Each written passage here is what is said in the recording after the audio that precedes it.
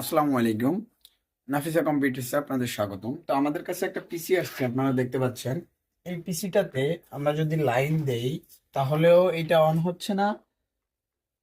দেখেন, আমাদের পিসি অন হচ্ছে কিন্তু ডিসপ্লে আসতেছে না। আপনারা পিসির দিকে একটু দেখেন, এখানে দেখেন আমাদের কুলিং ফ্যানটা রেডি আছে কিন্তু মনিটর আসতেছে না। দেখতে পাচ্ছেন? তো এই সমস্যাটা সাধারণত হয়ে থাকে প্রায় সময় র্যামের কারণে। তো আমরা এটার র্যামটা একটু চেক করে দেখবো যে আসলে ঠিক হয় কিনা। তো আপনারা এইভাবে সাবধানে র্যামগুলা খুলবেন।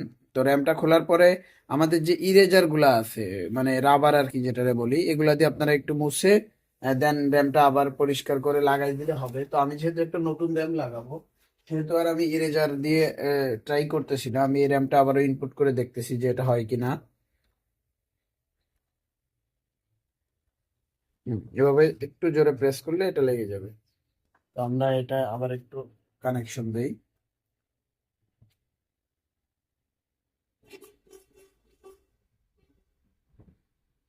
তো আপনারা দেখতেছেন যে এটায় আপনার এখনো লাইন আসতেছে না। তো এরকম সমস্যা যদি কারো হয়, আমাদের সাথে যোগাযোগ করতে পারেন, আমরা সমাধান করে দিতে পারবো। এটা হচ্ছে মূলত বোর্ড থেকে সমস্যা করতেছে, হয়তো বা বোর্ড বা প্রসেসর থেকে। তো এখন আমরা চলুন পুরোটা খুলে দেখি মূল সমস্যাটা কোথায় আছে।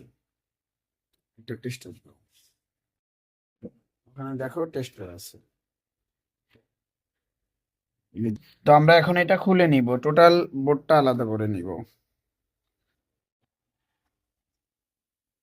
তো আগে কেবল কানেকশন গুলা সুন্দরভাবে খুলে নিব যাতে করে আহ, কোনো সমস্যা না হয় বোর্ড খুলতে।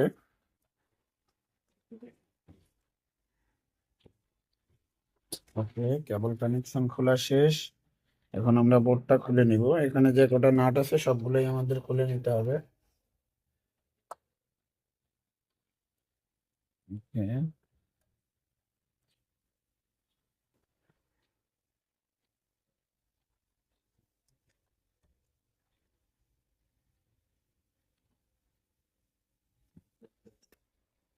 ওই পিসিতে বলো না। হুম, পিসিতে বলো না।